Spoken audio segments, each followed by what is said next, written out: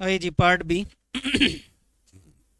The process of comparing various financial factors of a company with another company. तो भाई हम जो है हम अपनी कंपनी के डेटा को दूसरे की कंपनी से कंपैरिजन कर रहे हैं, कंपेयर कर रहे हैं। ऐसे एनालिसिस को हम लोग कौन सी कैटेगरी में डालते हैं? बोलो बेटा, इंटर फर्म या इंट्रा फर्म? अब देखिए, इंटर स्टेट कंपटीशन होता है, एक स्टेट का दूसरे स्टेट से। ठीक है, तो इसी हिसाब से आपको याद रखना है। क्या होगा ये? इंटर फर्म कंपैरिजन कहलाता है बेटा। बेटा अपने कंपनी का डाटा अगर दूसरे कंपनी से कंपेयर करेंगे तो ये इंटर कहलाता है, इंटर फर्म। और अपने ही डाटा अपने आप से कंपेयर कर रहे हैं, पिछले डाटा से कर रहे हैं, तो वो इंट्रा फर्म कंपैरिजन है। Which of the following will improve the current ratio of the company? इनमें से कौन सा है जिसकी वजह से करंट रेशियो कंपनी का इम्प्रूव होगा, यानी करंट रेशियो पे फर्क पड़ेगा? अभी इन्होंने रेशियो 1:1 दे रखा है। इसका मतलब ये हुआ कि करंट एसेट जो है बेटा वो 10 लाख मान लो, और करंट लाइबिलिटी 10 मान लो, 10, चलो ठीक, 10 लाख। और ये भी कितना है? Current liability 10 lakh. इस वक्त तो ये हालात है, इसलिए रेशियो 1:1 आ रहा है। आप 1 लाख 1 लाख भी मान सकते हैं, कोई इतनी बड़ी बात नहीं है।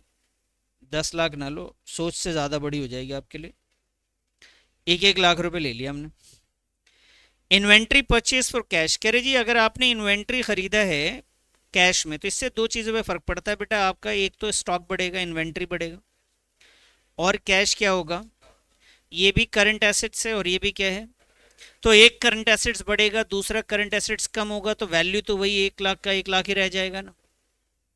तो इसकी वजह से रेशियो पे कोई फर्क नहीं पड़ेगा, इम्प्रूव नहीं होगा बेटा इससे। तो नेक्स्ट क्वेश्चन में कहते हैं कि जी सेल ऑफ गुड्स, अगर आपने गुड्स को बेच दिया जो कि 20,000 रुपये का था, अगर मैं स्टॉक बेच देता हूँ 20,000 का, और कैश मेरे पास आते हैं कितना बेटा? 18,000। ये भी करंट एसेट्स है, ये भी करंट एसेट्स, लेकिन नेट इफेक्ट करंट एसेट्स पे कितना पड़ रहा है? माइनस का 2,000 है। अब देखिए करंट एसेट्स ये आपका ऊपर वाला वैल्यू था, ये 1 लाख माइनस का 2,000 हो जाए तो अब ऊपर कितना आया बेटा? 98, नीचे 1 लाख है। तो रेशियो बढ़ गया या घट गया? घट गया। इसकी वजह से रेशियो में कमी आएगी बेटा, डिक्रीज होगा। उसके बाद आइए, settle a creditor of ₹25,000 by paying a cash 24,000। कह रहे जी एक क्रेडिटर है जिसको हमें 25,000 रुपये चुकाने थे और अब हम कितना चुका रहे हैं? 24,500। अब देखिए क्रेडिटर बोले तो करंट लाइबिलिटी, तो करंट लाइबिलिटी तो आपका 25,000 रुपये जा रहा है, फुल सेटलमेंट हुआ है बेटा, आपके सारे हिसाब किताब खत्म। और आपके पास से जो कैश है, मतलब करंट एसेट जो आपका है ना, 24,500 जा रहा है। तो अब ध्यान से सुनिएगा, आपका एसेट्स तो 25,000 कम हो रहा है, तो ऊपर की वैल्यू तो 75,000 रुपये हो गई। सॉरी, 24,500 ना। करंट एसेट्स तो 24,500, ये इसका मतलब है 75,500 हो गया जी। और नीचे वाली वैल्यू 1 लाख थी, अब कितने की आ गई इसके? 75,000 आ गए। ये 75,500 है और नीचे वाला 75,000। बताओ रेशियो बढ़ता हुआ दिख रहा है, घट रहा है? भाई एक से तो ज्यादा ही है ना, तो इसका मतलब इसकी वजह से हमारा रेशियो क्या होगा सर? बढ़ जाएगा। परचेज ऑफ मशीनरी एक और चेक कर लेते हैं। अरे जी purchases of machinery issuing a shares purchase consideration, कह रहे जी हमने मशीन खरीदा, मशीन लिया और उसके बदले में हमने शेयर्स दे दिया, तो शेयर कैपिटल हमारा बढ़ेगा, शेयर कैपिटल बढ़ेगा और मशीन भी बढ़ेगा, लेकिन ये नॉन करंट एसेट्स है और ये है शेयर होल्डर्स फंड। इससे तो करंट रेशियो पे कोई फर्क नहीं आएगा, नो इफेक्ट। समझ में आया? तो इसका सही आंसर कौन सा है? इसका सही आंसर है sir C. 28, following is the information of X limited, current ratio 2.51, quick ratio 1:1, working capital 3 lakh. फटाफट इसको सॉल्व करो और इसमें इन्वेंट्री की वैल्यू बतानी है आपने। तो भाई यहीं पे सॉल्व कर देता हूँ। करंट रेशियो का फॉर्मूला होता है करंट एसेट्स अपॉन का करंट लाइबिलिटीज। निकालो, आप भी करो। तो करंट रेशियो इसमें 2.5:1 है। Current ratio is equal to का current assets upon current liability. Current ratio कितना है बेटा? 2.5:1, और करंट एसेट्स अपॉन यहाँ पे आ जाएगा करंट लाइबिलिटी। ठीक है सर। इसके बाद हम इसे क्रॉस मल्टीप्लाई करेंगे तो करंट एसेट्स इक्वल टू का 2.5 करंट लाइबिलिटी आ जाएगा। उसके बाद क्वेश्चन कहता है सर कि क्विक रेशियो जो है 1:1 है। क्विक रेशियो क्या होता है सर? क्विक एसेट्स होता है अपॉन में क्या होता है? Current liability. 1:1 यानी इसका मतलब है quick assets upon current liability है। क्रॉस मल्टीप्लाई करेंगे तो current liability is equal to का क्विक एसेट्स हो जाएगा। अब आगे देखें तो भाई क्विक एसेट्स होता क्या है? तो भैया क्विक एसेट्स होता है करंट एसेट्स माइनस का इन्वेंट्री, तो इसको अगर मैं सॉल्व करूं उससे पहले हमें एक और चीज सॉल्व करनी पड़ेगी, वो होता है वर्किंग कैपिटल। क्वेश्चन में दे रखा है करंट एसेट्स माइनस क्या होता है? Current liability. तो वर्किंग कैपिटल की अगर मैं वैल्यू की बात करूं तो वर्किंग कैपिटल कितने का है सर? 3 लाख रुपए का आपका वर्किंग कैपिटल है। आपने यहाँ पे लिख दिया। करंट एसेट्स की वैल्यू पता नहीं, लेकिन मैं ये लिख सकता हूँ उसकी जगह पे। तो 2.5 CL माइनस का CL इज इक्वल टू आता है 1.5 CL। ये वैल्यू हो गई जी 3 लाख रुपीज़। अब ये 3 लाख रुपीज़ जो है डिवाइड करेंगे उससे 1.5 से इज इक्वल टू का CL। अब इसे क्रॉस अगर मल्टीप्लाई करा जाए, इसका पॉइंट हटा के ऊपर रख दीजिए 10 और ये 15 2, तो यहाँ आ गया 2 1 0 2 3 4 5 0। क्या ये सही बात है? 5 आ रहा है। तो ये क्या आ गया जी? करंट लाइबिलिटी आ गया। ठीक है सर। अब करंट लाइबिलिटी जो है वही करंट एसेट्स निकालेंगे। करंट एसेट्स क्या कहता था कि 2.5 CL होगा। CL कितना है सर? 2 लाख। तो उसे 2.5 से मल्टीप्लाई कर देंगे 2 लाख रुपए को, तो ये कितना हो जाएगा सर? ये 25 दूना 50 यानी 5 लाख हो गया जी। कितना हो गया? 5 लाख ना? कितना हो गया जी? 5 लाख हो गया। ये क्या हो गया? 5 lakh current assets. Current liability क्या हो गया? 2 लाख। अब इस वैल्यू में रख देते हैं। करंट एसेट्स की वैल्यू कितनी है सर? 5 लाख। और क्विक एसेट्स का पता नहीं है, लेकिन क्विक एसेट्स हम निकाल सकते हैं यहाँ से। क्विक एसेट्स हम निकाल सकते हैं। तो क्विक एसेट्स क्या था? जो करंट लाइबिलिटी था वही क्या था? क्विक एसेट्स था। यही था ना, करंट लाइबिलिटी ही क्या है? Quick assets. तो करंट लाइबिलिटी हमारे पास कितना निकल कर आया सर? 2 लाख। तो यहाँ पे ये क्विक एसेट भी 2 लाख ही होगा। इन्वेंट्री का पता नहीं सर। ये माइनस में इन्वेंट्री है, दूसरे साइड ले जाएंगे माइनस वाले को, बेटा ये प्लस हो जाएगा। इजिकल टू का 5 लाख माइनस का इधर आ जाएगा, ये आ जाएगा इस साइड 2 लाख। कितना बचा सर? 3 लाख। तो इन्वेंट्री इज इक्वल टू का 5 लाख माइनस का 2 लाख इज इक्वल टू का बेटा 3 लाख इन्वेंट्री। चेक करें सी। आ गया sir. Question number 29। X Limited repaid the amount of X Limited repaid the amount to the bank 4 lakh। कि X Limited ने 4 लाख रुपए बैंक को पेमेंट करा, इंक्लूडिंग 40,000 एज इंटरेस्ट। 40,000 रुपये उसमें इंटरेस्ट था, यानी 3,60,000 रुपये जो था उसका लोन का पैसा रहा होगा। और the rest amount of the loan. ठीक है जी, 4 लाख रुपए पूरे लोन को बैंक को दिए, जिसमें से 40,000 रुपये इंटरेस्ट के पैसे थे और बाकी जो 3,60,000 रुपये था वो लोन का अमाउंट था। Which the company was borrowed 2 years ago, जिसको कंपनी ने 2 साल पहले लिया था। The information will be result. इससे इन्फॉर्मेशन जो आपके नीचे है उसमें से छाटिए कहाँ पे ये सुटेबल बैठ रहा है। तो ये कहते हैं ये जो 40,000 रुपये ना, इन एडिशंस इन ऑपरेटिंग एक्टिविटीज, ऑपरेटिंग में इसको ऐड कर देंगे। भाई interest on loan operating activities में ऐड होता था, हाँ या ना? हाँ जी। तो ये यहाँ तक तो सही है। आगे कहते हैं और बाकी जो कैश आउटफ्लो इन फाइनेंसिंग एक्टिविटीज में टोटल 4,40,000 दिखा देंगे। ये तो गलत हो गया सर। 4,40,000 कैसे दिखा दोगे? टोटल दिया ही कितना पैसा था हमने? 4 लाख उसी में तो जुड़ा हुआ था। फाइनेंस में कितना आएगा? 4 लाख आएगा। 40,000 रुपये इंटरेस्ट के, 3,60,000 रुपये लोन के। तो ये तो गलत है। 4,40,000 कह रहा है फाइनेंस में से घटा दो। सिर्फ फाइनेंस में तो जाना ही है, नो डाउट, लेकिन ये साथ में ऑपरेटिंग में भी जा जाएगा। 3,60,000 आप फाइनेंस में से माइनस कर दो, ये भी गलत है सर। 40,000 रुपये ऑपरेटिंग में ऐड कर दीजिए, सही बात है। और कैश फ्लो फाइनेंस में से आप 4 लाख रुपए क्या करेंगे? आप माइनस कर देंगे। तो फाइनेंसिंग एक्टिविटीज में से कितना माइनस कर देंगे आप? 4 लाख रुपए माइनस। बेटा ये 4 लाख है ना, इसी में 3,60,000 रुपये किसका है? लोन का है। और 40,000 रुपये किसका है? इंटरेस्ट का है। तो दोनों चीजें जाती हैं फाइनेंसिंग में, याद हो तो। लोन जाएगा, लोन के साथ साथ जो उस पर खर्चे आते हैं वो भी फाइनेंस का पार्ट है। समझ में आ गई बात? तो इसका आंसर क्या है सर? Option number D. इसी में और लगा हुआ है net loss during the year 18,000। कह रहे जी ये तो लॉस हुआ था। जी सर, नहीं sir. Loss on sale of furniture, furniture पे सेल कितना का हुआ है? 15,000 का, वो भी लॉस है सर। इंटरेस्ट ऑन डिवेंचर्स पे किया हमने 20,000 रुपये। डेप्रिसिएशन है कितना 45,000। गुडविल इंक्रीज कितना हुआ है 30,000। आउटस्टैंडिंग एक्सपेंस कितना है 12,000। कैश फ्लो फ्रॉम ऑपरेशन पूछ रहे हैं, तो कैश फ्लो फ्रॉम ऑपरेशन का आपको याद है थोड़ा बहुत। तो कैश फ्लो फ्रॉम ऑपरेशन में क्या होता था सर, जो भी प्रॉफिट और लॉस होते थे, एक मिनट रुको बेटा मैं आपको बताऊं, जो भी आपका प्रॉफिट होता था, जैसे इस क्वेश्चन में प्रॉफिट कितना है सर 18,000 का, वो किस में है माइनस में। ये लॉस ऑन सेल क्या होता है जाके इसी में ऐड हो जाता है। इंटरेस्ट ऑन डिवेंचर भी क्या होता है बेटा 20,000 का क्या होगा इसी में ऐड हो जाएगा। अच्छा सर, उसके बाद डेप्रिसिएशन कितना ऐड होता है 45,000। ऑपरेटिंग में ये सारी चीज़ें क्या होती हैं ऐड होती हैं। इंक्रीज गुडविल का इंक्रीज नहीं आता, ये तो आपका इन्वेस्टिंग एक्टिविटीज है। अगर उसकी वैल्यू कम हो रही होती है तो अमोर्टाइजेशन ऑफ गुडविल लिखते हैं। आउटस्टैंडिंग एक्सपेंसेस क्या है इंक्रीज है। लाइबिलिटी अगर इंक्रीज हो, decrease in current assets plus होता है, increase in current liability plus होता है। यही था ना वर्किंग कैपिटल में। तो ये 12,000 रुपये क्या होगा बेटा, ये प्लस होगा और इसके बाद आपका आंसर आ जाएगा। बताइए सर कितना आ रहा है। ये था कैश फ्लो में। देखो डेप्रिसिएशन को हमने ऐड किया, ये सिखा रखा है आपको मैंने। उसके बाद इंटेंजिबल एसेट्स का अमोर्टाइजेशन आता है, अगर उसकी वैल्यू कम होती है गुडविल को तो तब आता। इंटरेस्ट ऑन लोन ऐड होगा, loss on sale of assets भी क्या होगा ऐड होगा। और लाइबिलिटी के बारे में क्या था कि इंक्रीज इन करंट लाइबिलिटी है तो उसे भी क्या करेंगे आप ऐड करेंगे। तो ये सारी चीज़ें हमने यहाँ पे कर ली मेरे बच्चे। और बताइए इसका आंसर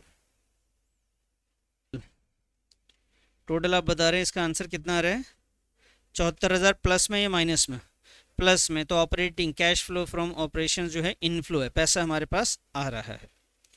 अब आइए जी स्टेटमेंट बेस्ड क्वेश्चन है आपके सामने।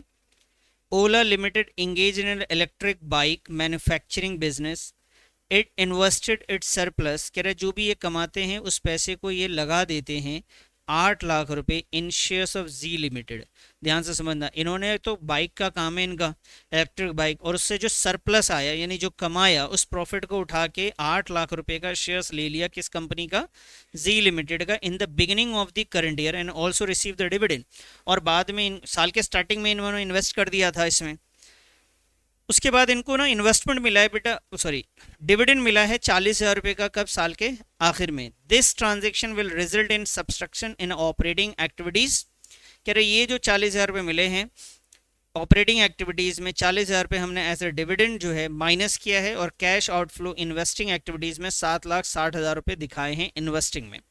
अब देखो मैंने आपको शायद पहले भी बताया है कि अगर कोई एसेट्स है, जैसे मैं यहाँ पे आपको कैश फ्लो का स्टेटमेंट दिखा रहा हूँ, ये देखो हमने यहाँ दिखाया था कि किसी भी टाइप की कोई इनकम होती है तो क्या होता है ऑपरेटिंग में। तो आपने शेयर्स खरीदा, शेयर्स पे आपको डिविडेंड मिला, वो एक तरीके का इनकम है। उस इनकम को आप यहाँ से क्या करेंगे सर माइनस करेंगे। डिविडेंड पे करना आपका लॉस था, वो नुकसान है, वो फाइनेंस में आता है। लेकिन डिविडेंड रिसीव हो रहा है, वो इन्वेस्ट किया था तो वो इनकम है। इनकम क्या होता है माइनस होता है। और ये किसी भी टाइप का इनकम जो भी यहाँ पे इनकम आ रहा है ये आपके इन्वेस्टिंग एक्टिविटी का पार्ट है। किसका है, तो यहाँ पे क्या होना चाहिए था सर, यहाँ पे ये होना चाहिए कि ये जो है आपको ऑपरेटिंग में जाके 40,000 को माइनस करना था, और फाइनेंस सॉरी इन्वेस्टिंग में जाके आपको 80,000 8 लाख रुपए, कितना 8 लाख रुपए आपके पास से गए, आपने शेयर्स परचेज किया ना, और वहां से कितना पैसा आया 40,000 रुपये आया, कितना बचा सर 7,60,000 रुपये। समझ में आ गई बात। तो ये ऐसे ही क्वेश्चन आपको बता रहा है कि भैया हमने ये काम किया है कि 40,000 रुपये को ऑपरेटिंग में ऐड किया है, सॉरी सब्ट्रैक्ट किया है, और आउटफ्लो दिखा रहे इन्वेस्टिंग का 7,60 का। तो यहां तक तो बात मुझे समझ में आ रही है कि बिल्कुल सही है। कह रहे dividend paid by financing company, अगर कोई फाइनेंसिंग कंपनी और वो डिविडेंड पे कर रहा है किसी को तो वो ऑपरेटिंग आएगा। नहीं सर ये गलत है।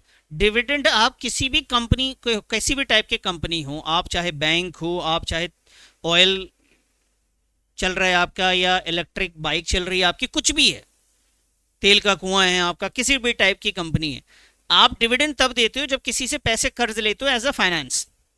शेयर्स कैपिटल, तो शेयर्स कैपिटल जो है बेटा वो आपका कौन सा पार्ट आता है, शेयर्स कैपिटल आता है आपका फाइनेंसिंग का पार्ट। ये कह रहे हैं कि भैया इसको ऑपरेटिंग मान लेंगे, dividend is paid by financing company, operating है, ये गलत है पहला वाला।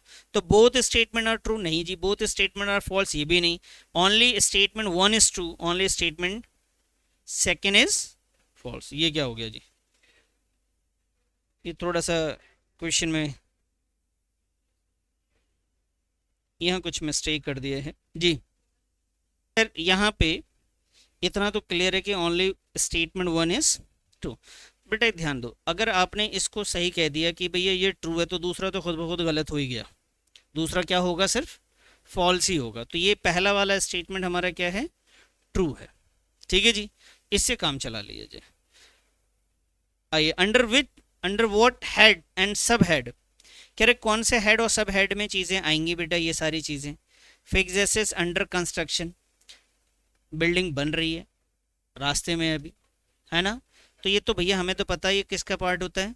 नॉन करंट एसेट्स में किस में आता है जी, property plant, PPE property plant equipment में आता है। अच्छा, उसके बाद कॉल्स इन एरियाज किस में आता है सर, शेयर होल्डर्स फंड में, किस में, कॉल्स इन एरियाज किस में आता है, शेयर्स कैपिटल में जाके ये माइनस होता है, यही होता है। कॉल्स इन एडवांस किस में आता है और आउटस्टैंडिंग किस में आता है, बताओ जी फटाफट। Outstanding, calls in advance, outstanding तो आपका करंट लाइबिलिटी, करंट लाइबिलिटी में भी किस में आएगा, अदर करंट लाइबिलिटी, सही है जी, other current liability. Loose tools किस में आएगा, इन्वेंट्री में आएगा, और ये किसका पार्ट है, करंट एसेट्स। बिल रिसीवेबल किसका है, करंट एसेट्स में, ट्रेड रिसीवेबल में आता है। कॉल्स इन एडवांस बताओ सी, लाइबिलिटी का बात होता है, एडवांस आ जाना हमारे लिए लाइबिलिटी है बेटा, बट ना लाइक कंटिंजेंट, याद करो, करंट लाइबिलिटी का पार्ट है ये, हाँ जी, अदर करंट लाइबिलिटी ही है ये। चलें आगे बढ़ जाएं, लिख लेंगे, कर लेंगे ना इसको तो। अब आइए जी, complete the comparative balance sheets, ये कंपैरेटिव बैलेंस शीट्स को कंप्लीट करके दिखाना है। तो हमें इतना पता होना चाहिए, फिर से याद दिलाता हूँ। देखो यहाँ पे प्रीवियस ईयर की वैल्यू है और ये वाली वैल्यू कौन सी है, और यहाँ एब्सोल्यूट चेंज कैसे होता है बेटा, करंट ईयर माइनस का, और परसेंटेज कैसे निकलता है, जो चेंज आता है, जो चेंज आता है उसे डिवाइड कैसे करते हैं, प्रीवियस ईयर मल्टीप्लाई बाई 100 से। वापस से बताता हूँ, ये क्या है आपका प्रीवियस ईयर, ये क्या है बेटा करंट ईयर, ये कैसे निकलेगा, करंट ईयर माइनस, और ये कैसे निकलता है, change divided by previous year multiply by 100। तो अब सोचिए कि यहाँ पे आपको वैल्यू पता करनी है, तो ये वैल्यू कैसे आया होगा बेटा, ये आया होगा कैसे, 1 लाख रुपए कैसे आया है आपको पता करना है, दिमाग इतना तो लगा ही सकते हैं हम लोग यार, बताओ जी। ये 1 लाख कैसे निकाला, दिमाग लगाना है, क्या current minus previous is equal to -1 lakh, क्या है ये, ध्यान से देखो, current year minus previous year is equal to का माइनस का 1 लाख। करंट ईयर की वैल्यू कितनी है नहीं पता, करंट ईयर नहीं पता, लेकिन प्रीवियस कितना है सर, 4 लाख, इधर है माइनस का 1 लाख। बेटा ये 4 लाख इधर गया, कितना आया, ये आ गया जी 3 लाख रुपए प्लस में, और ये आया करंट ईयर। तो करंट ईयर यहाँ पे कितना है बोलो, ये आया जी 3 लाख, और ये वर्किंग नोट करके आपको दिखाना पड़ेगा, ये ध्यान रखना पड़ेगा। ये जो हम कैलकुलेशन कर रहे हैं वो वर्किंग नोट में आपको दिखाना, डायरेक्ट नहीं लिख सकते आप उसे। उसके बाद आओ परसेंटेज, परसेंटेज क्या कहता है, change divided by previous year. Change कितना है sir, 1 lakh, divide by previous year कितना है सर, 4 लाख, मल्टीप्लाई बाई 100, कितना परसेंट, 25% यहाँ पे लिखोगे सर माइनस में, वो भी समझ में आ गई बात ये भी। आइए सर नेक्स्ट, कह रहे जी 9 लाख, 3 लाख, 50% है ये, तो ये कैसे आया होगा बेटा बताओ, करंट माइनस का previous is equal to 3 lakh, कौन सा वैल्यू दे रखा है ये, करंट 9 लाख है, 9 लाख इधर है, तो 9 लाख माइनस का previous year is equal to का 3 लाख, ये माइनस वाला इस साइड आएगा ना, तो 9 लाख माइनस का 3 लाख इज इक्वल टू का प्रीवियस ईयर, कितना आया सर, ये 6 लाख हो गया जी प्रीवियस ईयर। ठीक है बेटा, तो ये एसेट्स तो सारे कंप्लीट कर दिए जी। अब आइए हमारे पास इधर, सॉरी लाइबिलिटी कंप्लीट करा, एसेट्स पे आइए। यहाँ पे फिर से बात करते हैं भाई, क्या है sir, current year minus previous year is equal to का 50,000, 5 लाख, सही है ये। प्रीवियस ईयर कितना है सर, प्रीवियस ईयर नहीं है, करंट ईयर कितना है, 20 लाख करंट ईयर है, ये हो गया जी आपका 5 लाख रुपए। तो प्रीवियस उधर उधर चला जाएगा, तो 20 लाख प्लस का 5 लाख इज इक्वल टू का प्रीवियस ईयर, कितना आया जी 15, अच्छा माइनस में आएगा ये, कितना हुआ ये 15 लाख, यहाँ पे 15 लाख आएगा, सही है। इसका बताओ कितना आएगा सर, यहाँ पे 6 लाख आएगा सर। अब ये 25% है इसका, ध्यान से समझो, प्रीवियस, ध्यान से समझना, चेंज अपॉन में प्रीवियस ईयर इंटू का 100 इज इक्वल टू क्या आता है भाई 25%। यही आ रहा है, 25% आ रहा है जी। अब इसे सॉल्व कर लेते हैं। चेंज का पता नहीं सर, प्रीवियस ईयर है शायद हमारे पास, है क्या? 4 लाख है ये, और ये 25 अपॉन में 100 हो जाएगा, और यहाँ पे चेंज है। फिर ये चेंज को ऐसे रहने दीजिए। 25 अपॉन 100 इंटू का कितना हो जाएगा सर? ये 4 लाख। कितना हो गया सर? ये 1 लाख आया। हाँ जी, तो 1 लाख आपका क्या आ गया? चेंज आ गया 1 लाख। ठीक है जी। यहाँ पे क्या रहा होगा? 3 लाख रहेगा तो 1 लाख प्लस में आएगा यहाँ पे, जबकि आंसर किस में बता रहा है वो? आंसर किस में होना चाहिए? तो यहाँ पे कितना रहेगा कि आंसर माइनस में आए? बताइए जी। करंट माइनस प्रीवियस है ना?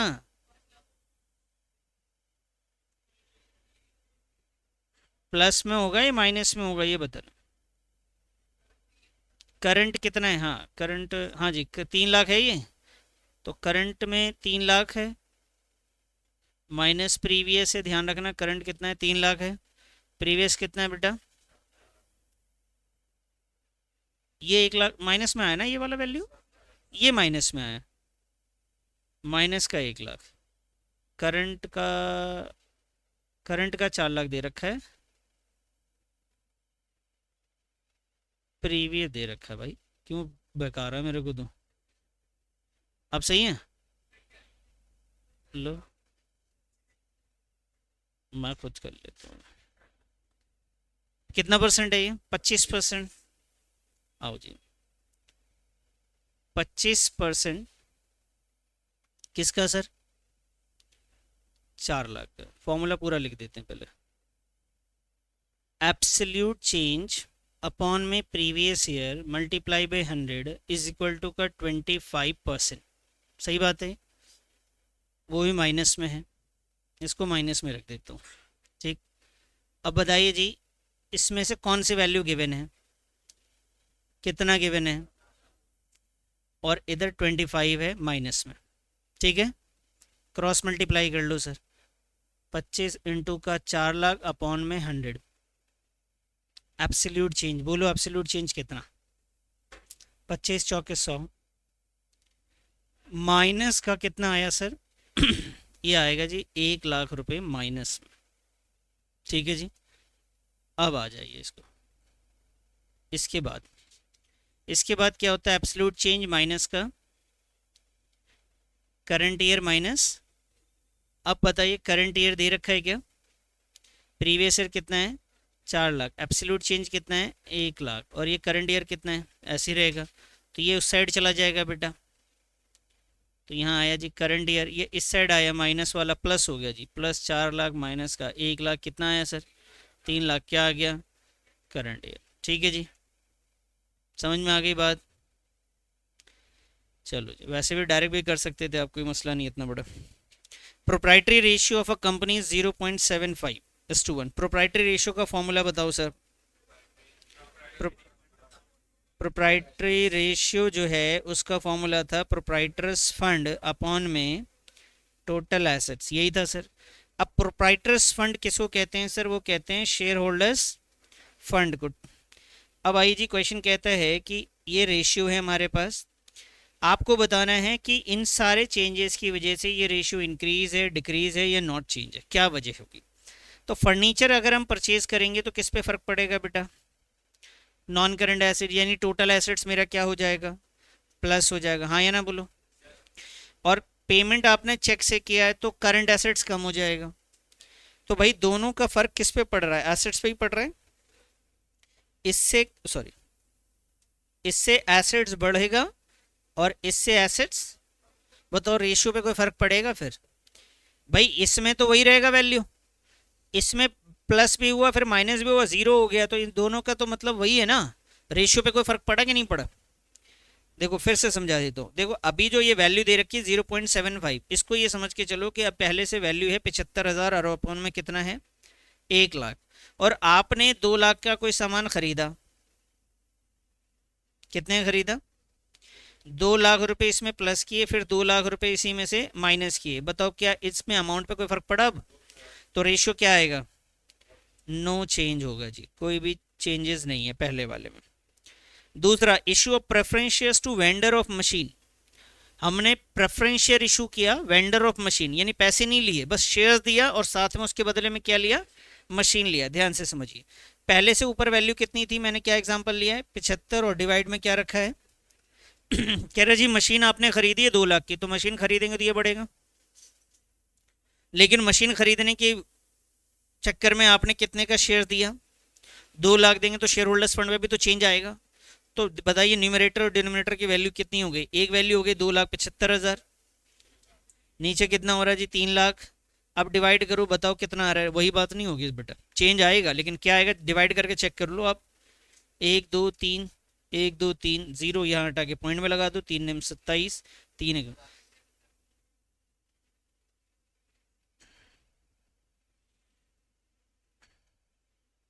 मैं यहाँ पे लिख देता हूँ। ऊपर हमने कितना माना है बेटा, पहले से 75 था, 2 और बढ़ गया तो कितना हो गया 2,75,000, नीचे कितना हमने करा 3 लाख। अभी सही है सर, अब 3 से डिवाइड कर लेते, 3 9 जा, ठीक है जी, 3 1 जा समथिंग कुछ है, तो मुझे तो लग रहा है कि 0.9 हो जाएगा, 2 0 हम इधर से ही बढ़ाएंगे तो कितना हो जाएगा ये 0.9। तो रेशो बढ़ा या घटा, तो कभी भी न्यूमरेटर और डिनोमिनेटर सेम वैल्यू से कम होता है ना तो रेशो बढ़ता ही है, ये समझ में आई बात। तो इसमें रेशियो क्या हो जाएगा सर, इंक्रीज हो जाएगा। क्या चेंज आएगा सर, इंक्रीज। इसमें क्या आया था, no change. Redemption of debenture, redemption of debentures में क्या होगा, ध्यान से समझना। रिडेम्पशन ऑफ डिबेंचर जो है, क्या शेयर होल्डर्स फंड पे चेंज आएगा, भाई डिबेंचर शेयर होल्डर्स फंड का पार्ट थोड़ी ना है सर, लेकिन रिडीम करने की वजह से पैसा जाएगा कि नहीं जाएगा, तो आपका एसेट्स कम हो जाएगा। कितने से कम होगा, 1 लाख से आपका एसेट्स कम होगा, लेकिन शेयर होल्डर्स पर फर्क नहीं पड़ेगा। आप सोचो कि पहले ये 75,000 था, 1 लाख में डिवाइड हो रहा था, यानी 75,000 को 1 लाख लोगों में बांट रहे थे तो 75 पैसे करके मिल रहे थे। अब आपने क्या करा, उसको कम कर दिया, उसको माइनस कर दिया बांटने वाला हिस्सा, तो जाहिर सी बात है रेशियो क्या हो जाएगा, इसमें रेशियो बढ़ जाएगा। नहीं समझ में आई बात आपको ये, अरे बेटा यहाँ पे यहाँ पे है 75 और ये है आपकी वैल्यू 1 लाख, एक एग्जांपल के तौर पे यहाँ पे कितना है 1 लाख, 10 लाख है, इसको और छोटा वैल्यू मान लो 10,000 है ये, तो 10,000 यहाँ पे है। अब ऊपर कितना रह गया चेंज 75, नीचे कितना हो गया 90, तो रेशियो बढ़ेगा या घटेगा, बढ़ेगा ना। अरे डिवीजन कम लोगों में हो रहा है ना, अब डिवाइड कम वैल्यू से होगा तो और बड़ा वैल्यू आएगा ना आंसर में, तो रेशियो क्या होगा इसका भी, इसका बढ़ जाएगा सर। ऑब्टेन लोन, अगर आपने लोन ले लिया तो आपकी लाइबिलिटी बढ़ गई और साथ में आपके एसेट्स बढ़ गए, पैसा भी आया। तो पैसा आया, फिर से आप देखो कि आपके शेयर होल्डर्स फंड पे तो कोई चेंज नहीं आया, लेकिन आपके जो टोटल एसेट्स है वो क्या हो गया, बढ़ गया, तो डिवीजन वाले वैल्यू बढ़ गया, तो रेशियो क्या हो जाएगा सर, रेशियो डिक्रीज हो जाएगा। तो ये इसके आंसर है सर, बताइए जी, समझ में आ गया। Next question sir, determine the net assets turnover ratio from the following information. चलो जी, इसे कैलकुलेट करके दिखाओ फटाफट। तो भाई इसका फॉर्मूला था हमारे पास, revenue from operation, net assets turnover ratio,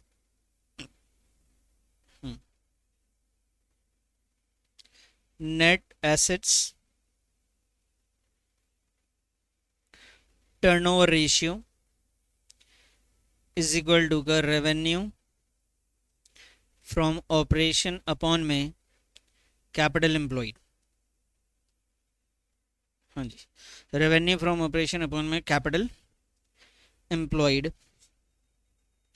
अब सर रेवेन्यू फ्रॉम ऑपरेशन हमें निकालना है और एक कैपिटल एम्प्लॉयड निकालना है, तो यहाँ पे क्वेश्चन में दिया हुआ है profit after tax, tax rate 40%, और क्या गिवन है सर, डिबेंचर्स व ₹20 लाख, लोन है 20 लाख, अच्छा डिबेंचर भी 20 लाख, लोन भी 20 लाख, प्रेफरेंस शेयर्स है sir 30 lakh, equity shares capital है 40 लाख, रिजर्व एंड सरप्लस है 10 लाख, सेल्स भी दे रखा है, सेल्स रिटर्न भी गिवन है। तो बच्चे एक बात बताइए, अगर आपको मैं याद दिलाऊं, जो मैंने बैलेंस शीट कभी बनानी सिखाई थी एक, उस बैलेंस शीट के हिसाब से यहाँ पे 3 पार्ट थे, share holders fund, non current liability और एक करंट लाइबिलिटी, जो रेशियो में काम आती थी। इन दोनों को अगर प्लस कर दिया जाए तो इसी को क्या कहते हैं हम लोग, कैपिटल एम्प्लॉयड। अब मुझे देखना है कि इसमें शेयर होल्डर्स फंड में क्या जाएगा, क्या डिबेंचर शेयर होल्डर्स फंड का पार्ट है क्या? 20 लाख रुपए किस में जाएगा, करंट लाइबिलिटी में। किस में जाएगा, नॉन करंट में, कितना जाएगा, 20 लाख। फिर बैंक लोन भी किस में जाएगा बेटा, नॉन करंट लाइबिलिटी का ही पार्ट है। अच्छा जी, प्रेफरेंस शेयर कैपिटल जो 30 लाख है वो किस में जाएगा सर, वो जाएगा सर शेयर होल्डर्स फंड में जाएगा 30 लाख रुपए। बेटा इक्विटी शेयर कैपिटल है 40 लाख, तो इक्विटी शेयर कैपिटल जाएगा यहाँ पे 40 लाख रुपए। उसके बाद आ जाइए सर, रिजर्व एंड सरप्लस है, कितने का है रिजर्व एंड सरप्लस, 10 लाख रुपए का, तो ये 10 लाख भी यहीं पे आ जाएगा सर। समझ में आई बात मेरी? अब टोटल करके चेक करो कि भैया शेयर होल्डर्स फंड कितना है, नॉन करंट लाइबिलिटी कितना है, दोनों को ऐड करेंगे तो कैपिटल एम्प्लॉयड। करो, निकालो ज़रा, फटाफट निकालो पहले, बताइए बेटा कितना हुआ टोटल। इन दोनों को ऐड कर दिया तो 1,20,00,000। तो बस इसे फॉर्मूले में आपको लिख देना है कैपिटल एम्प्लॉयड निकालते वक्त। और रेवेन्यू फ्रॉम ऑपरेशन की अच्छी बात यह है कि क्वेश्चन में गिवन है सर। देखो जी, रेवेन्यू फ्रॉम ऑपरेशन में क्या है, सेल्स गिवन है और सेल्स रिटर्न गिवन है, तो सेल्स रिटर्न इसमें से माइनस कर दो बस। ठीक है, तो आप यहाँ पे निकाल लोगे revenue from operation, sales minus का सेल्स रिटर्न। बताओ सेल्स कितना है सर,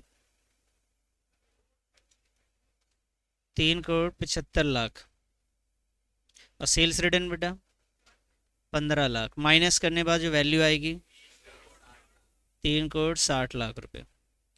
तो बेटा ये सेल्स हो गया जी 3,60,00,000 में। ठीक है जी, और शेयर होल्डर्स फंड भी कैलकुलेट कर लेते हैं और कैपिटल एम्प्लॉयड भी कर लेते हैं, तो सीधा कैपिटल एम्प्लॉयड का फॉर्मूला लगा लेते हैं बस। कैपिटल एम्प्लॉयड में जो जो चीज़ें आ रही हैं, क्या क्या आएगा बेटा बताओ तो। एक तो डिबेंचर्स आएगा, हाँ या ना, डिबेंचर्स आएगा, उसके बाद क्या आएगा, लोन भी आएगा, उसके बाद प्रेफरेंस शेयर्स भी आएंगे, उसके बाद रिजर्व एंड सरप्लस भी आएगा। ठीक है, इतना आएगा जी। और उसके बाद इक्विटी शेयर्स कैपिटल भी गिवन है। बताओ डिबेंचर्स की वैल्यू कितनी बताई थी मैंने, 20 lakh loan, 20 lakh preference shares, reserve and surplus और इक्विटी शेयर 40 लाख, टोटल कितने जी, 1,20,00,000। यही है सर। अब इसे यहाँ रख दिया जी, 1,00,00,000 निकाल लो बेटा इसकी वैल्यू, 12×36 कितना है जी, 3 टाइम्स। समझ में आ गई बात? चलिए जी, question number 34। From the following information calculate the cash flow from operating activities. आपको cash flow from operating activities बनाना है बेटा। Operating activities cash flow from अगर आप तैयार कर रहे हैं तो एक बार फॉर्मेट देख के उसके बाद स्टार्ट किया जा सकता है। करो जरा, करके देखो इसको। कोई भी रेशियो पहले कुछ भी नहीं पढ़ा था, कोई याद किए ही नहीं थे, ये सारे रेशियो याद थे पहले, सारे याद हैं। अब कितने रेशियोज याद हैं, अब एक भी याद नहीं। अब क्या ढूंढ रहे हैं हम, अब कोई जफर सर कोई जादू चला दे। अरे बच्चे, तुम्हें पता नहीं, अभी भी सिर्फ रिवीजन करना है, जो तुम्हें याद था बस वही पढ़ना है। सारे रेशियोज याद थे तुम्हें, कैश फ्लो जिन लोगों ने पढ़ा उसको पूरा सब कुछ पता था। साल के एंड में आके जिनको रिवीजन नहीं आता ना, वो ही फंसते।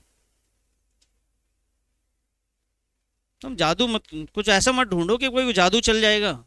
जादू बस यही है कि जो पढ़ा था ना बस उसी को रिवाइज करना है, घर पे बैठ के किताबें खोलनी है और सेम चीज पढ़ना है, जो पढ़ रखा है बस उसी को पढ़ना है। आप वो चीज पढ़ ही नहीं रहे, वो रिवाइज कर ही नहीं रहे, नई नई चीजें डेली पढ़ रहे हो लेकिन रिवीजन पे है नहीं। भाई रिवीजन का सिंपल सा रूल है कि एक क्वेश्चन बनाओ तो 4 क्वेश्चन को रिवाइज करो, तुम कर नहीं रहे हो। किसी भी चैप्टर को बनाओ, अगर मान लो आज 4 क्वेश्चन बनाए हैं तो इन्हीं 4 क्वेश्चन को पहले बनाओ और कल वाले जो बनाए थे उसी को बनाओ। रोज 20-20 25-25 क्वेश्चन नए नहीं बनाने होते हैं, सिर्फ रिवीजन करना होता है, सिर्फ सेम चीज को बनाना है बार बार। जो भी चीजें पूरे साल पढ़ी उसको 2-4 बार एक बार स्टार्ट करो ना पढ़ना, फिर देखो कैसी स्पीड भागेगी तुम्हारी। इस वक्त पढ़ने से ना बहुत जल्दी चीजें याद रहती हैं। फिर पूरे साल पढ़ रखा है, बहुत मेहनत करी पूरे साल, इसीलिए मेहनत करी जाती है। जो याद किया था इसलिए याद नहीं किया जाता कि एंड तक रह जाएगा। एंड में जब दोबारा याद करना होगा ना तो आसान हो जाएगा।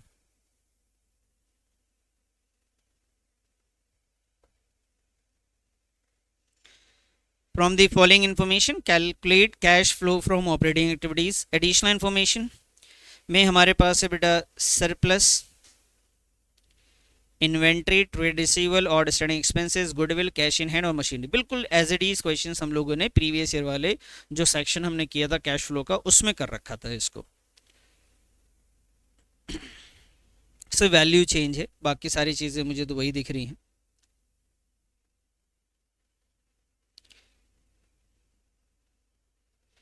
तो सबसे पहले इन्होंने बताया कि भाई आपको कैलकुलेट करके दिखाना है cash flow from operating activities. तो बेटा हम यहाँ लिख लेते हैं calculation of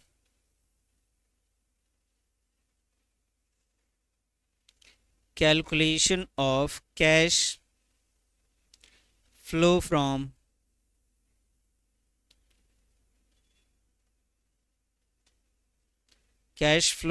operating activities. Cash flow from operating activities.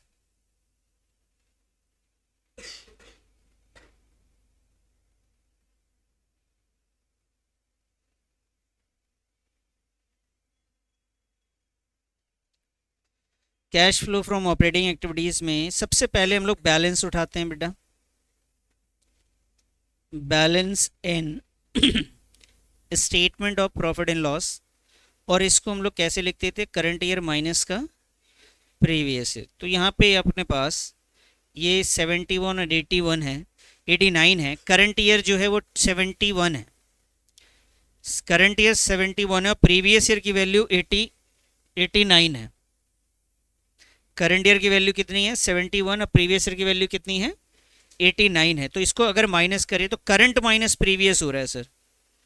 Current year 71 minus का 89, तो आंसर किस में आ रहा है सर, माइनस में 18,000 आ रहा है सर। तो आइए जी यहाँ पे हम वैल्यू जो लिखेंगे वो 18,000 रुपये लिखेंगे, लेकिन ये लिखेंगे माइनस में। और अभी मैंने स्टेटमेंट दिखाया था, ये दिखाया था, ये हमारे पास हमने ये याद करवाया था पहले। और इसमें हम लोग एडजस्टमेंट्स करने के बाद लिखते थे, कहाँ गया भाई, ये balance statement current year minus previous, उसके बाद क्या ऐड करते थे, प्रोविजन फॉर टैक्स। अब इस क्वेश्चन में प्रोविजन फॉर टैक्स कहीं पे गिवन नहीं है। उसके बाद आता था एंट्रीम डिविडेंड। इसमें एंट्रीम डिविडेंड है क्या, हाँ जी, dividend paid during the year दे रखा है 36,000, यही डिविडेंड आपको यहाँ पे जाके ऐड कर देना है सर। चलिए जी, dividend paid during the year, dividend paid during the year. अब ये जो डिविडेंड आपने पे किया, सॉरी, डिविडेंड जो आपने पे किया है बेटा वो है 36,000 का, ठीक है। तो यहाँ पे डिविडेंड आप कितना लिख दोगे, 36,000। अच्छा, प्रोविजन फॉर टैक्स इस क्वेश्चन में यहाँ पे नहीं है, लेकिन यहाँ पे इनकम टैक्स पेड दे रखा है। अगर सिर्फ इनकम टैक्स पेड होता है तो वही प्रोविजन फॉर टैक्स भी होता है और वही इनकम टैक्स पेड भी होता है। यानी प्रीवियस ईयर में कुछ नहीं था प्रोविजन, लेकिन करंट ईयर का प्रोविजन ये है, यही करंट ईयर में प्रोविजन था और यही पे कर दिया, इसलिए लाइबिलिटी में नहीं आ रहा है, ठीक है। तो इनकम टैक्स पेड जो है आपका यहाँ पे आएगा, तो यहाँ पे नाम लिखेंगे आप क्या, प्रोविजन फॉर टैक्स। कितना लिखेंगे सर, 23,000।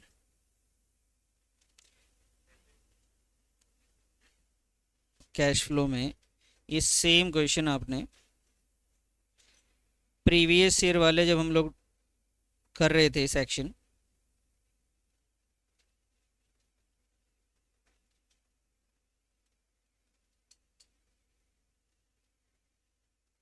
ये देखो क्वेश्चन, ये क्वेश्चन नंबर 1 था प्रीवियस ईयर के और करा है सब लोगों ने, सिर्फ रिवाइज नहीं करा। वही है ना, रिवीजन में हम नया ढूंढ रहे हैं कि कुछ नया हो जाए, कुछ नया तरीके मिल जाए, सुबह शाम यही मेहनत कर रहे हैं कि कुछ नया हो जाए सर, बस कुछ नहीं होना है, जो आपने पढ़ा बस उसी को पढ़ना था। ये सेम क्वेश्चन है ऑलमोस्ट। यहाँ पे भी डिविडेंड आपको दिख रहा है, इनकम टैक्स दिख रहा है, और जो सैम्पल पेपर में क्वेश्चन दिया हुआ है ये भी वैसे दिख रहा है। 30 की जगह बस यहाँ पे 36 कर दिया गया है, बाकी चीज़ें वैसे की वैसे ही मुझे दिख रही हैं। खैर चलिए आइए, याद दिला दिया मैंने, इसको हटाता हूँ मैं यहाँ से। ठीक है बेटा, आ जाओ। तो प्रोविज़न फॉर टैक्स भी लिख दिया जी। इसके बाद हम फॉर्मेट को फिर से देख लें। उसके बाद इंटरिम डिविडेंड वो है नहीं। ट्रांसफर टू रिजर्व, इस क्वेश्चन में ट्रांसफर टू रिजर्व मुझे कहीं पे नहीं दिख रहा है सर। अच्छा सर, उसके बाद क्या लेते थे? एक्स्ट्रा ऑर्डनरी आइटम, इनकम और टैक्स रिफंड, बस और कुछ नहीं है। तो इसको यहीं पे सॉल्व कर लेते हैं, और तो कुछ नहीं है बेटा। ये दिख रहा है कोई वैल्यू आपको? बताइए जी कितना हो जाता है? 9 of 59 कितना आया? 41,000। इसे क्या बोलते हैं बोलो? इसे कहते हैं sir net profit, profit before tax, tax and extra ordinary item. और इसके बाद क्या करते थे सर? इसके बाद ये याद किया था हम लोगों ने कि इसके बाद ये depreciation, amortisation, interest on loan, loss on sale, ये सब चीज़ें हम लोग ऐड करते थे। तो इसमें भी क्वेश्चन में देखते हैं कि क्या हमारे पास ऐसी चीज़ें हैं। तो देखिए, इन्वेंट्री आपका करंट एसेट्स है, करंट एसेट्स का जो एडजस्टमेंट है वो अलग से करते हैं। ट्रेड रिसीवेबल करंट एसेट्स से, आउटस्टैंडिंग करंट लायबिलिटी, गुडविल, ये आपको देखना है कि गुडविल की वैल्यू इंक्रीज हो रही है या डिक्रीज हो रही है। कौन सा वाला वैल्यू? हाँ जी। अब बताओ, वैल्यू करंट ईयर की वैल्यू बढ़ रही है घट रही है?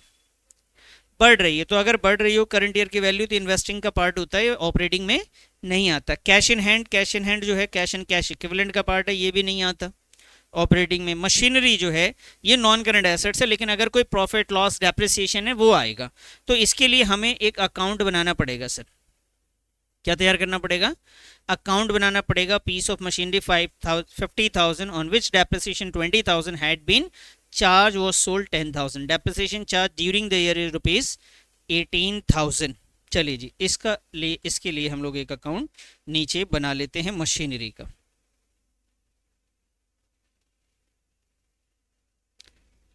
Machinery account,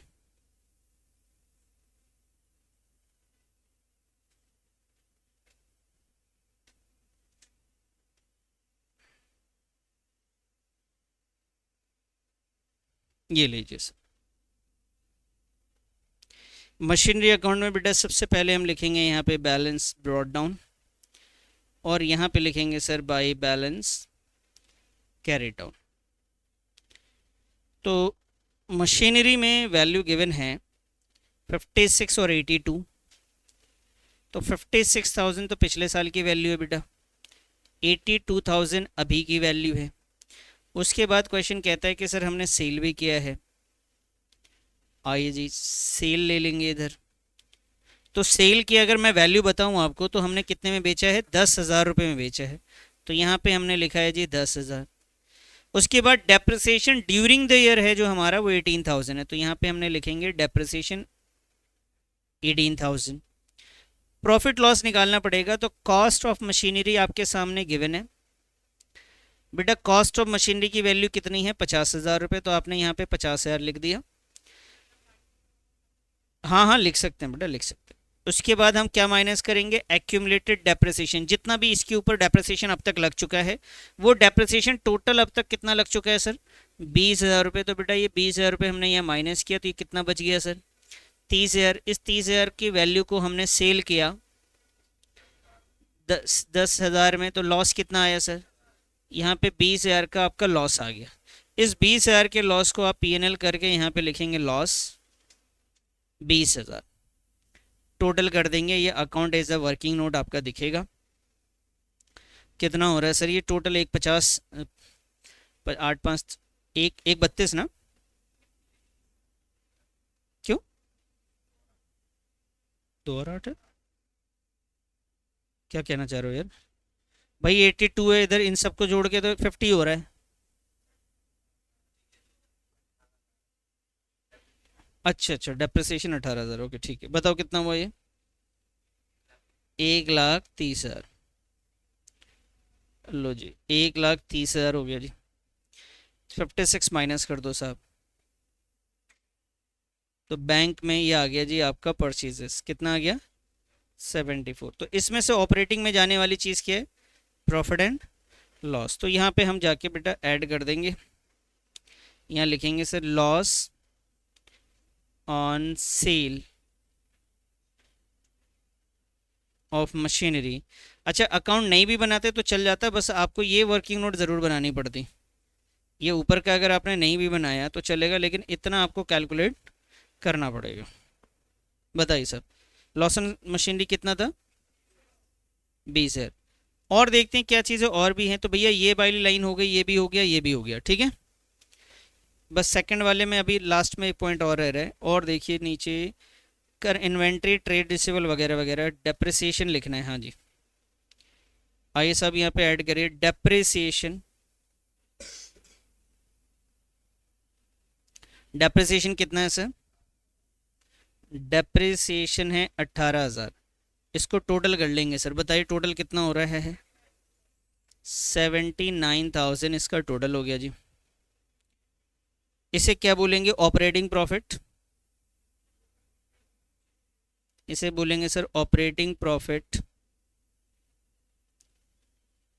before change in working capital. उसके बाद जो प्लस माइनस होना है वो देखेंगे। आइए ध्यान देते हैं, मैंने इसके बारे में समझाया था, decrease in current assets plus होता है। तो करंट एसेट्स हो क्या रहा है वो देखिए, पहले के मुकाबले करंट एसेट्स चेक करना है, 4 से 12 हो गया, क्या हुआ ये इंक्रीज इन करंट एसेट्स क्या होता है सर, ये बढ़ रहा है तो ये माइनस होगा। अच्छा जी, 45 से 58 हो गया, ये भी करंट एसेट्स है, ये भी क्या होगा सर, ये भी माइनस, ये भी माइनस होंगे। आउटस्टैंडिंग करंट लाइबिलिटी अगर बढ़ जाए तो क्या होता है सर, ये प्लस होता है सर, और बाकी चीज़ें तो आएंगी ही नहीं। तो ये 3 चीज़ें आएंगी, इन्वेंट्री इंक्रीज, ट्रेड रिसीवेबल और outstanding expenses.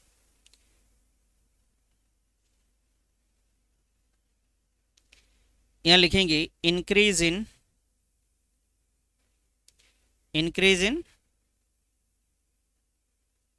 Inventory, increase in, बताओ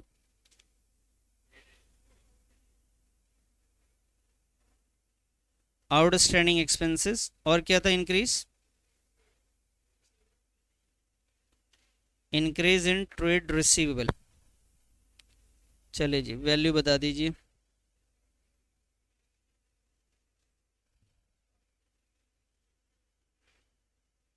अच्छा माइनस का 8,000,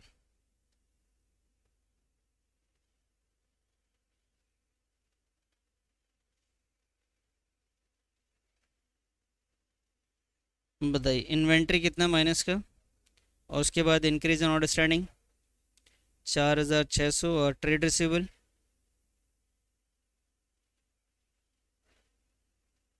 माइनस का तो आगे लिख ही रखा है मैंने, अगर आप यहाँ माइनस प्लस नहीं करते हो तब आपको माइनस यहाँ पे लगाना है। अब बताइए जी कितना हो रहा है ये,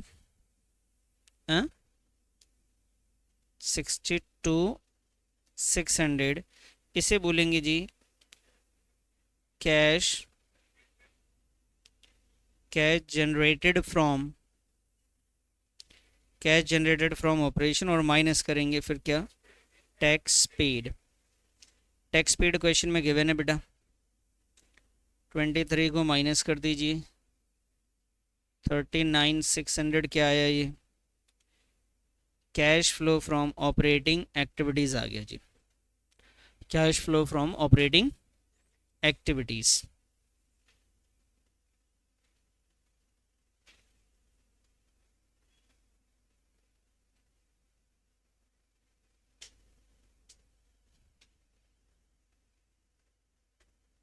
ठीक है जी, अब आइए इसमें बी पार्ट पे,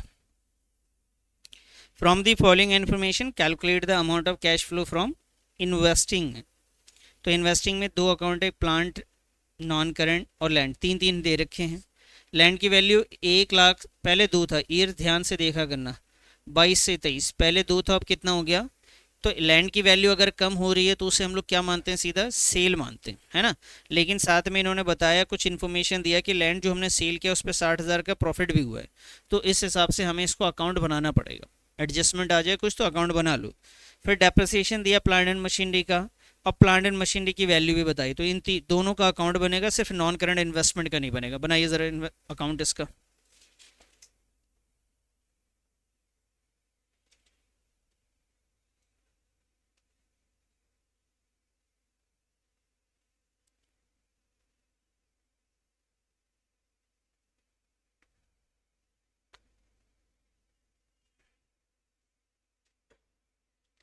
calculation of cash flow from investing activities.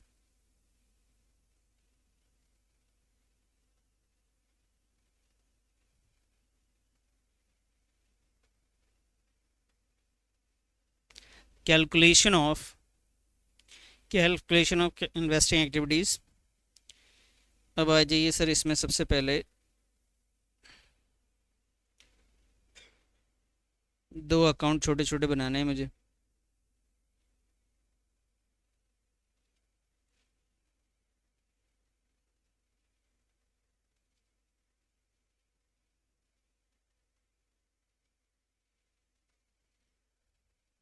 एक है बेटा हमारे पास मशीनरी अकाउंट, मशीनरी ही बोला इन्होंने, प्लांट एंड मशीनरी अकाउंट।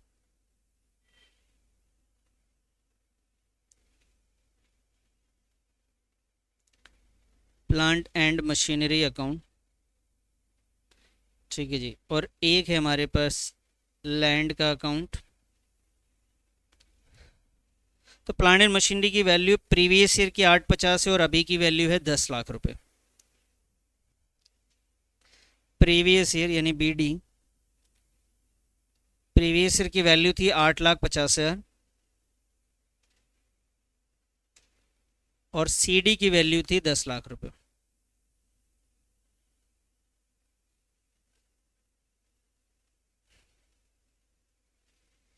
उसके बाद लैंड की वैल्यू पहले 2 थी, अभी कितनी की हो गई, 1 लाख रुपए। तो इसका BD यहाँ पे 2 लाख और यहाँ पे इसका CD लिखा 1 लाख रुपए।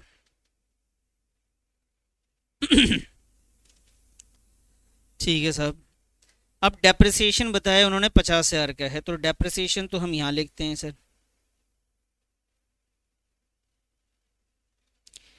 उसके बाद इन्होंने बोला कि एक मशीन जिसकी बुक वैल्यू 60,000 की थी, उसे बेचा कितने में है, 40,000 में। तो भैया यहाँ पे इसकी सेल भी आएगी।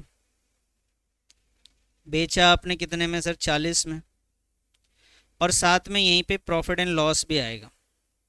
क्योंकि इसकी बुक वैल्यू 60 की थी, बेचा 40 में, तो 20,000 का क्या हो गया सर, हमें नुकसान हो गया। और लैंड वाली वैल्यू बताएं तो इसको हमने बेचा है प्रॉफिट पे, कितने की प्रॉफिट पे, 60,000। तो प्रॉफिट तो डेबिट साइड में आता है बेटा, यहाँ पे आ जाएगा जी 60,000। इसे टोटल करेंगे, ये हो जाएगा जी 2,60,000। यहाँ पे लिख दिया जी 260, और डिफरेंस आ जाएगा यहाँ पे बैंक। ये वैल्यू आ जाएगी बेटा, वेरी गुड, 1,60,000 आ जाएगी। सही है जी। और क्या था सर, इसको भी टोटल कर लेते हैं बेटा, इसका टोटल देख लेते हैं कितना है, 11 लाख। गुड, 11,10,000। यहाँ भी रखते हैं सर 11,10,000 माइनस का 8,50,000,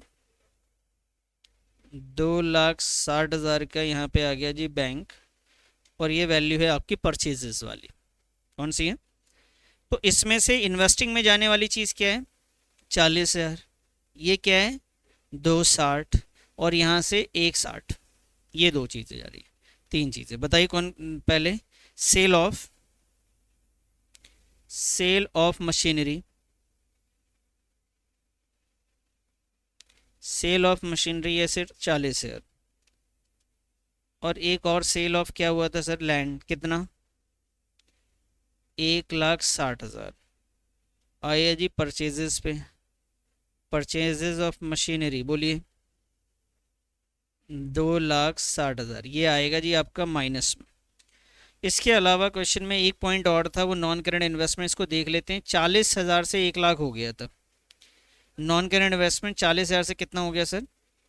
1 लाख। हाँ बेटा।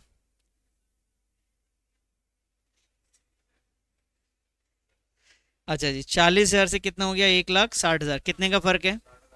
60,000 का फर्क है। तो 60,000 रुपये से क्या हो रहा है भाई? ये भी सेल हुआ है, परचेज हुआ है? तो ये सर परचेजेज है। Purchases of non current investment कितना बेटा? अब आइए जी, आंसर निकाल लीजिए इसका। 1,20,000 माइनस में, तो ये क्या हुआ? Cash use in investing activities.